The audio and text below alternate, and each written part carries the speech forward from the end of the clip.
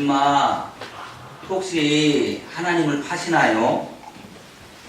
어느 추운 겨울날 10살 정도 되어진 남자아이가 꽁꽁 언 손을 쓸어가면서 1달러를 손에 꼭 쥐고 거리에 있는 상점마다 들어가서 이렇게 물었습니다. 안녕하세요. 아저씨, 혹시 하나님을 파시나요? 안녕하세요. 아줌마, 혹시 하나님을 파시나요? 가게 주인들은 말도 안 되는 소리를 한다고 그런 거 안 팔아 라고 하며 아이를 내쫓거나 아니면 얘가 왜 아침부터 와가지고 이렇게 장사를 방해해? 오늘 참 재수 없는 날이네 라고 하며 아이를 쫓아내었습니다. 해가 점점점 기울어가고 있지만 이 아이는 끝까지 포기하지 않았고 69번째 가게에 들어갔습니다. 그리고는 역시 똑같은 질문을 던집니다. 안녕하세요. 할아버지, 혹시 하나님을 파시나요? 그 가게 주인은 60이 넘은 머리가 하얀 노인이었습니다. 그런 미소를 지으며 아이에게 이렇게 말합니다. 아이고 얘야, 손이 이렇게 차가웠었더니 얼른 들어와서 난로에 손 좀 째어라, 몸 좀 녹여라 라고 말하면서 그런데 얘야, 하나님은 사서 무엇 하려고 그러니? 이때 이 아이가 처음으로 그날 자기에게 말을 걸어준 이 할아버지에게 사정을 이야기합니다. 이 아이는 아주 어렸을 때에 부모님이 세상을 떠났습니다. 그래서 삼촌이 그를 돌봐주고 있었는데 그만 이 삼촌이 건축 현장에서 일을 하다가 낙상 사고를 당해서 현재 혼수 상태에 빠져 있는 겁니다.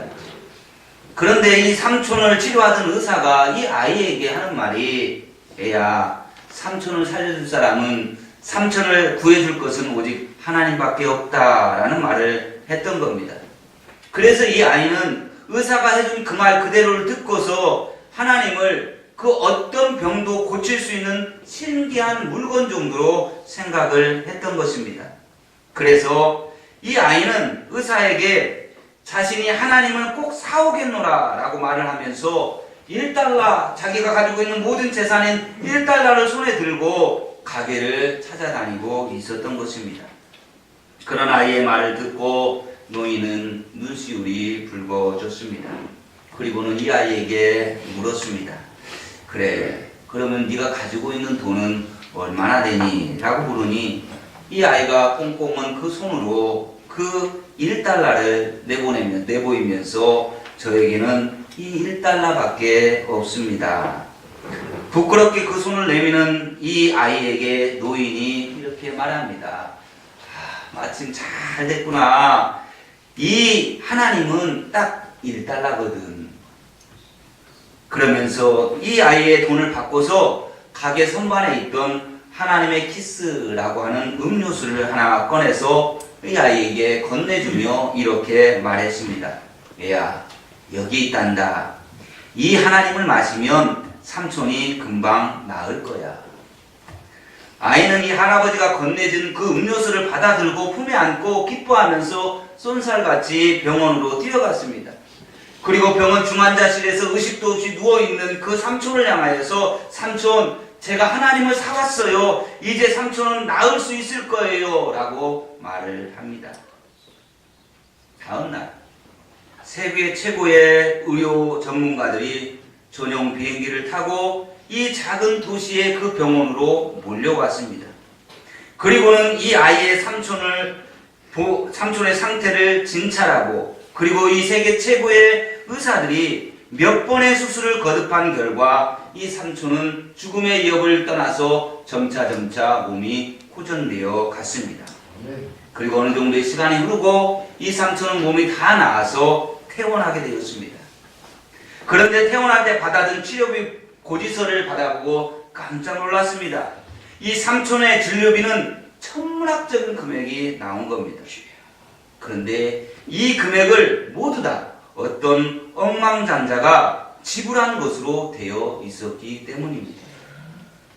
사실 삼촌을 진료하고 하였던 이 최고의 의료진도 이 억만장자가 돈을 주고 고용한 사람들이었고, 그 억만장자는 다름 아닌 이 조카 아이가 바로 삼촌을 살리기 위해서 1달러를 들고 하나님을 사려고 돌아다녔던 그 노인, 하나님의 키스라고 하는 그 음료수 한 병을 건네주었던 그 가게에서 만난 노인이 바로 그 억만장자였습니다. 이 억만장자인 노인은 할 일이 별로 없을 때는 자신이 처음으로 시작했던 그 가게를 나가는 거였어요. 그러면서 항상 자기가 성공했지만 자기의 처음 그 마음을 잃지 않기 위해서 그 가게에 나가서 할 일이 없고 시간이 남을 때는 그곳에서 앉아서 장사를 하고 있었던 것입니다. 그날 마침 이 아이가 그 가게에 찾아왔고 그분과의 만남이 이루어졌던 것이죠. 이 삼촌은 이 사실을 알게 된 후에, 태어난 후에 이 조카 아이와 함께 그 음료를 산 그 가게를 찾아갔습니다. 고마움의 인사를 드리려고. 그런데 노인은 여행을 떠나고 없었습니다. 노인을 만날 수가 없었어요. 가게를 지키고 있던 점원이 그들에게 그 노인의 도움을 너무 크게 마음에 담아두지 말라라는 말과 함께 노인이 쓰고 간 편지를 전해 주었습니다. 그 편지에는 이렇게 쓰여 있었습니다. 젊은이, 내게 고마워할 필요 없네. 사실 모든 비용은 자네의 조카가 다 낸 것이니 말일세. 자네에게 이런 조카가, 기특한 조카가 있다는 것이 정말로 큰 축복이라는 것을 말해주고 싶네. 자네를 위해서 1달러를 주고 온 거리를 누비며 하나님을 찾아다녔으니 말이야. 젊은이, 하나님께 감사하게 자네를 살리신 것은 그분이니 말일세. 사랑하는 여러분, 병들어 죽어가는 삼손을 어떻게든지 살리겠다라고 하는 어린아이의 그 간절함에 하나님께서 역사하신 것입니다. 전 세계 경영자들이 가장 존경하는 경영자 가운데 일본의 교세라의 명예회장인 이나모리 가즈오라고 하는 분이 있습니다. 그의 책 왜 일하는가 라고 하는 책에 그는 이렇게 말합니다. 간절하지 않으면 꿈꾸지 마라. 간절히 바라면 반드시 이루어진다. 하지만 그 간절함은 분명하지 않으면 안 된다. 막연한 간절함이 아닌 반드시 이렇게 하고 싶다, 이렇게 되지 않으면 안 된다라고 하는 의지와 다짐이 분명한 간절함. 먹고 자는 것을 잊을 정도로 간절하게 바라면 어느 순간 불현듯 자기도 모르게 놀라운 힘을 발휘한다. 그렇습니다, 여러분. 세상에서도 성공하려면 간절함이 있어야 합니다. 그 간절한 열망이 우리에게 놀라운 힘을 드러나게 만들고, 지성이면 강천이라고 하는 말처럼 그 간절함이 하나님을 감동시켜서 우리에게 당신의 능력을 부어주시는 겁니다. 우리의 마음속에 무언가에 대한 간절함이 있으면 아무리 힘든 상황이라 하더라도 그 상황을 초월하는 힘이 생기는 겁니다. 간절함은 그 어떤 상황에서도 희망의 끈을 놓지 않게 만들어주기 때문입니다. 마태복음 8장에 보면 한 나병 환자의 간절한 이야기가 나오고 있습니다. 우리는 그의 간절함과 그 열망을 그 마태복음 8장에서 읽어낼 수가 있습니다. 예수님께서 제자들에게 말씀을 가르치신 후에 산에서 내려오시자 수많은 사람들이 예수님께 모여들었습니다. 그 가운데 나병 환자 한 사람이 끼어 있었습니다. 그는 예수님께 주님이 원하시면 저를 깨끗게 하실 수 있다라고 고백을 합니다. 이 말은 주님께서는 내 병을 고칠 능력이 있으신 분입니다. 그 능력으로 내가 고통받고 있는 이 병을 고쳐주십시오라고 하는 간절한 말이었습니다. 그러자 예수님께서는 그의 그 간절함을 보고 손을 내밀어서 그 나병 환자의 환부에 손을 대시면서 내가 원하노니 깨끗함을 받으라 라고 말씀을 하셨고, 그 나병 환자는 고침을 받게 되었습니다. 우리는 그 나병 환자가 자신의 병을 고침받고 싶은 열망이 얼마나 간절했는지를 알 수가 있습니다. 예수님 당시 그 지역에는 나병 환자들이 참 많았습니다. 그래서 성경에 보면 나병 환자에 대한 이야기가 많이 나옵니다. 그 많은 나병 환자 가운데 마태복음 8장에서는 오직 한 사람만이 고침을 받았다라고 말씀을 합니다. 왜 수많은 나병 환자들이 있었는데 오직 그 한 사람만이 고침을 받은 것입니까? 그 이유는 많은 나병 환자들, 그 다른 사람들이 갖지 못한 간절함이 그에게 있었기 때문입니다. 예수님 당시 나병은 하나님께서 내리신 천벌이다라고 그렇게 생각을 했습니다. 또 나병은 전염이 된다라고 생각을 했기 때문에 사회적으로 격리되어져서 살아야만 했습니다. 살아가는 가족들과 떨어져서 한 집에 머물러 살아갈 수가 없습니다. 자신이 살던 마을이나 도시에 들어올 수도 없습니다. 그들만 격리 수용하는 곳에 그들끼리만 함께 모여서 삶을 살아야 했습니다. 만일 사람들이 왕래하는 곳에 가야 한다면 그들은 늘 긴장해야만 했습니다. 나병에 걸리지 아는 사람이 그에게 다가오면 그는 사람들을 향해서 이렇게 외쳐야 됩니다. 나는 부정한 사람입니다. 나는 부정한 사람입니다. 라고 외쳐야 합니다. 다른 사람이 자신과 접촉하는 것을 막기 위해서입니다.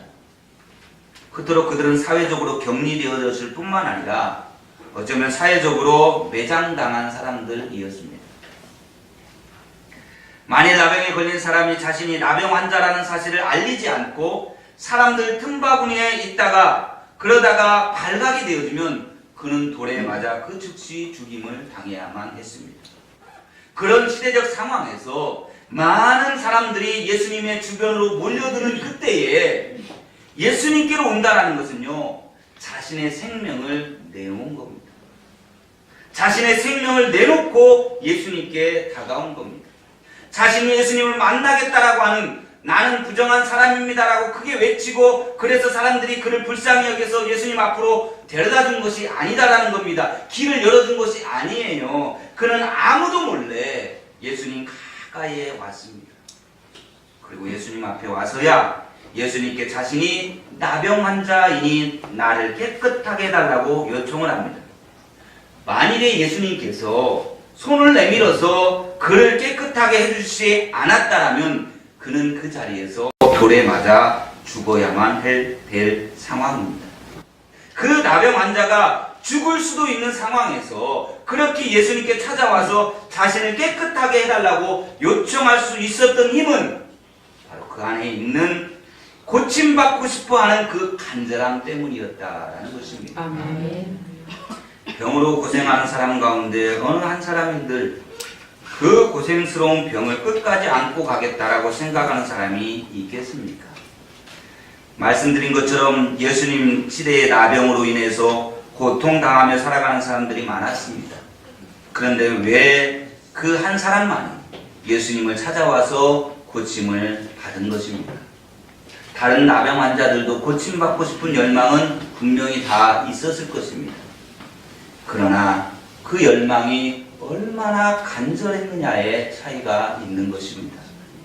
예수님께 찾아와서 자신의 나병을 고침받은 사람은 자신의 목숨을 내놓을 정도로 간절했습니다. 예수님을 찾아가다가 사람들에게 돌에 맞아 죽어도 된다라고 하는 그 간절함이 그로 하여금 예수님께 찾아올 수 있게 만들었고 그 간절함의 열망이 결국 고침받을 수 있게 만들었던 것입니다. 사랑하는 여러분, 우리 안에 그런 간절함의 열망이 있다면 우리는 우리가 바라는 것을 이룰 수 있을 것입니다. 그렇다면 여러분, 지금 여러분은 어떤 열망을 갖고 살아가십니까? 여러분의 마음속에 이것을 위해서라면 내 목숨이라도 내놓을 수 있어 라고 말할 수 있는 그런 간절한 소망을 가지고 살아가십니까? 사람은 누구에게나 바라는 소망이 있습니다. 그리고 그 소망을 이루고 싶은 간절한 마음도 있지요. 그 소망을 이루고픈 간절한 마음을 가리켜서 우리는 열망이라고 부릅니다. 그렇다면 지금 우리들의 마음속에 그 간절한 열망은 무엇입니까? 취업을 앞둔 청년이나 취업을 앞두고 있는 자녀를 둔 부모님들의 마음에는 아마 자녀의 취업이 가장 큰 열망일 수도 있을 겁니다. 결혼을 해야 할 청년들에게는 좋은 배우자를 만나 결혼하는 것이 열망일 수 있습니다. 연로에 가시면서 몸이 연약해져가는 부모님을 바라보는 자녀들의 마음에는 부모님이 남은 생에 강건하게 사셨으면 좋겠다라고 하는 마음에 가장 큰 열망이 있을 수 있을 겁니다. 삶이 너무너무 힘들고 지쳐있는 사람들에게는 이 힘든 시기가 빨리 지나가고 남들처럼 행복한 웃음으로 웃는 그날이 속히 오는 것이 가장 강렬한 열망일 수도 있습니다. 가정의 불화나 어려움 때문에 힘들어하는 분들은 빨리 가정의 문제가 해결되어지고 행복한 가정으로 회복되어지는 열망을 갖고 있을 것입니다. 하던 사업에 문제가 생겨서 어려움을 겪고 있는 분들은 사업이 정상적으로 회복되었으면 좋겠다라고 하는 열망을 갖고 계실 것이고, 건강이 좋지 못한 분들은 건강의 회복이, 친구나 이웃과 관계가 불편한 사람들은 좋은 관계의 회복이 그들의 마음속에 큰 열망입니다. 그러면 여러분, 우리가 정말 그리스도인이라고 한다면 세상 사람들이 누구나 갖고 있는 그런 열망 말고 하나님을 향하여 갖는 신앙인의 열망이 우리에게는 있어야 합니다. 아멘. 그리스도인이라고 하면서 전혀 신앙적이지 않은 것들만 끌어안고 살거나 신앙과는 전혀 관계가 없는 것들만 열망하고 살아간다면 우리 스스로 어찌 우리가 그리스도인이라고 말할 수 있겠습니까? 그리스도인이라면 뭔가 그리스도인다운 열망이 있어야 하지 않겠습니까? 오늘 본문에서 사도 바울은 그의 마음속에 있는 간절한 열망에 대해서 이야기를 합니다. 오늘 본문 20절 말씀을 보면 이렇게 시작을 하죠. 나의 간절한 기대와 소망을 따라 라고 시작합니다. 사도 바울에게도 간절한 기대와 소망이 있었다라는 말입니다. 지금 사도 바울은 로마 감옥에 갇혀있는 상태입니다. 연로해지면서 몸은 점점점 더 약해져 가고 있습니다. 사도 바울은 원래 몸이 약한 사람이었는데 감옥에 갇히면서 더 많이 약해졌습니다. 사도 바울이 감옥에 갇힌 이유는 자신이 뭔가 큰 죄를 지었기 때문이 아닙니다. 오직 하나의 사명, 예수님의 복음을 전하다가 잡혀서 감옥에 갇힌 겁니다. 그런 사도 바울에게 간절한 열망이 있었다는 거예요. 그것은 감옥에서 빠져나오는 것이 아닙니다. 감옥에 갇힌 사람이 감옥에서 빠져나오는 것처럼 더 간절한 열망이 어디 있겠습니까? 그런데 사도 바울의 간절한 기대와 열망은 그것이 아니었다는 거예요. 약해진 몸이 빨리 건강해지는 것도 사도 바울의 마음을 애타게 하는 간절한 열망이 아니었습니다.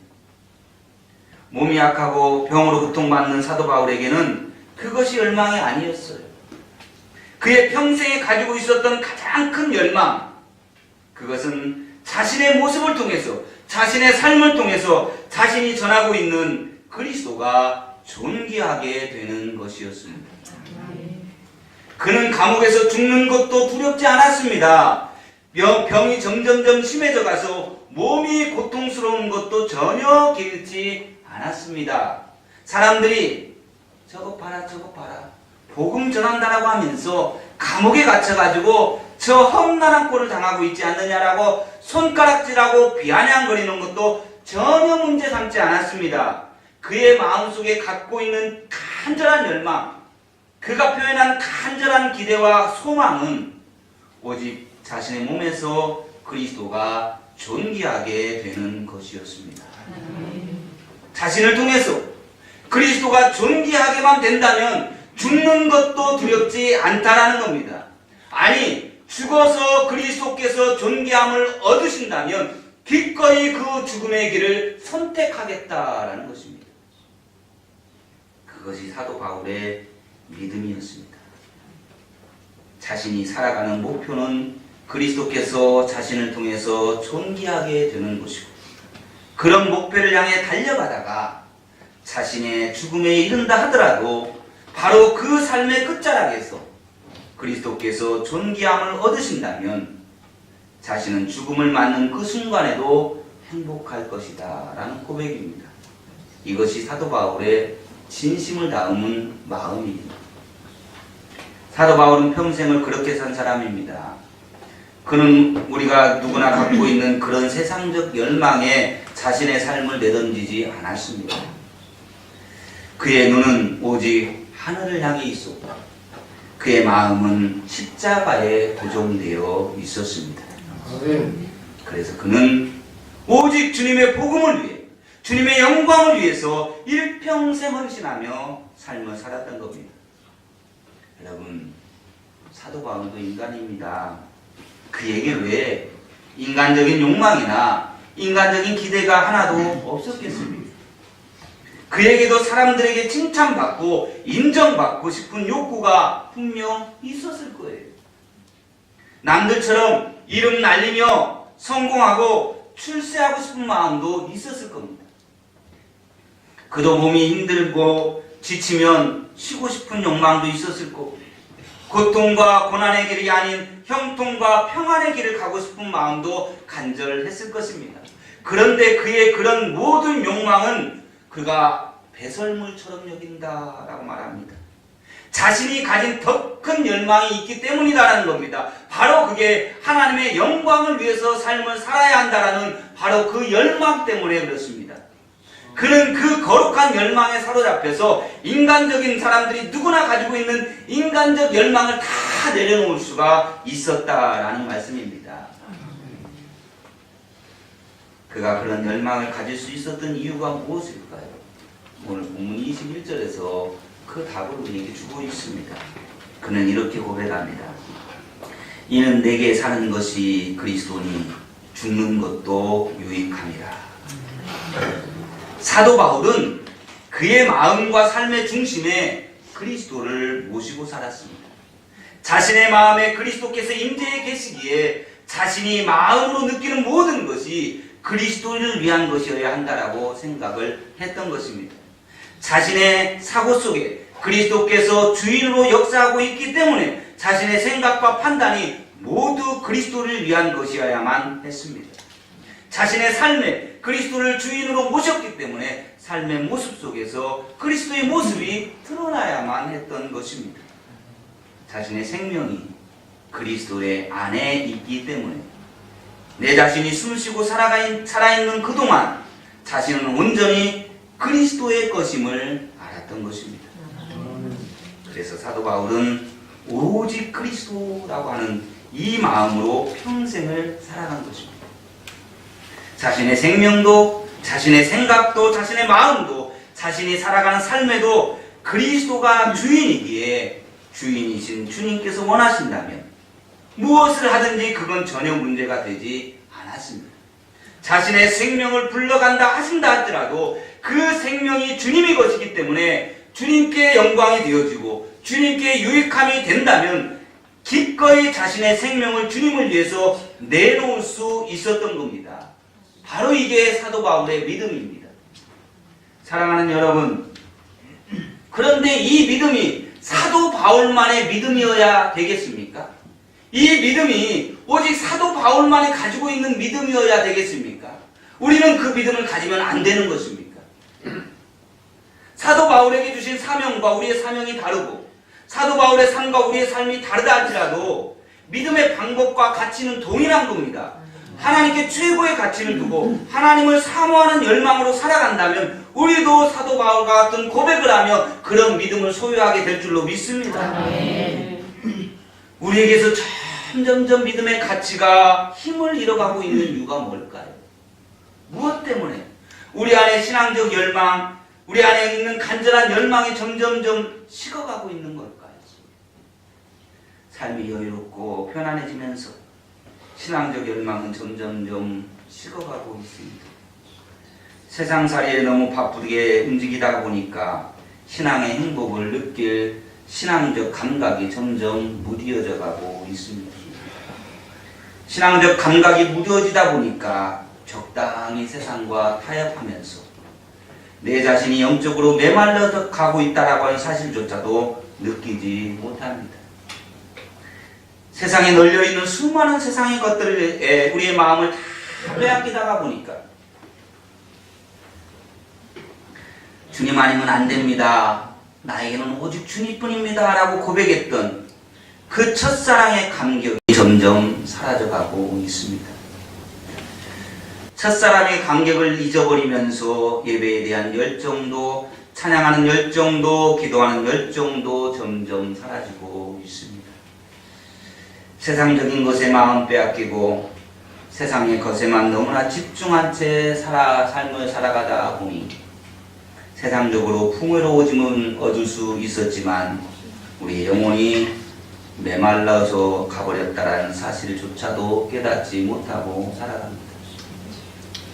은혜 아니면 살 수 없다라고 고백하면서도 은혜가 아닌 세상의 풍요로움에 목숨을 건 채 살아가고 있지는 않습니다. 사랑하는 여러분, 우리의 신앙에서 사도 바울과 같은 간절함이 사라지면 우리의 신앙은 점점 구경꾼으로 전락하고 맙니다. 말씀을 읽어도 말씀이 내 삶의 능력으로 역사하는 하나님의 힘이 되지 못합니다. 말씀을 그저 구경꾼의 심정으로 읽을 뿐이기 때문입니다. 그 말씀이 나를 변화시키고 죽어가는 내 영혼을 살리는 능력이어야 하는데 재미를 위해서 읽는 소설처럼 그렇게 성경을 읽습니다. 소설처럼 읽는 성경은 우리의 삶에 전혀 능력이 되지 못합니다. 사랑하는 여러분, 기억하십시다. 신앙의 간절함을 잃어버리면 그 신앙은 죽어가고 있는 것입니다.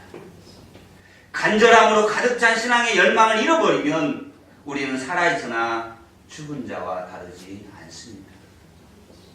요한계시록 3장에 기록된 라오디게아의 교회의 교인들은 그 간절함의 열망이 사라진 채 살아가고 있었습니다. 뜨겁지도 않고 차갑지도 않다고 주님이 책망하시는 그런 신앙이었습니다. 그럼에도 그들은 스스로 부유하다고, 부유하여 부족한 것이 없다라고 생각하면서 살았습니다. 그러나 우리 주님께서는 그런 라오디게아 교회를 향하여서 내 입에서 너를 토하여 버리리라 라고 말씀했습니다. 여러분, 우리를 여전히 주님의 심장 속에 머물게 하는 것은 신앙의 간절함입니다. 은혜에 대한 간절함이 우리를 주님의 심장 속에 머물게 하는 겁니다. 우리의 마음에서 신앙의 간절함과 은혜의 갈급함이 사라질 때 주님의 마음에서 우리도 점점점 사라지고 있다는 사실을 깨달아야 할 것입니다. 우리의 마음 깊은 곳에서 주님을 향한 간절함이 열망이 사라질 때에 우리의 신앙은 점점점 죽어가고 있는 겁니다. 간절함의 열망이 우리로 주님의 심장을 갖고 살아가게 하는 생명의 끈이라고 하는 사실을 우리는 알아야 합니다. 그래서 우리는 오늘도 이렇게 고백하며 삶을 살아야 합니다. 주님, 제가 주님을 더욱 사랑합니다. 지금보다 더 사랑하기를 원합니다. 지금보다 더 뜨겁게 사랑하기를 원합니다. 자, 여러분, 바울처럼 우리의 눈을 오직 하늘 향해 두고 우리의 마음을 오직 십자가에 고정시키고 살아가십시다. 아멘.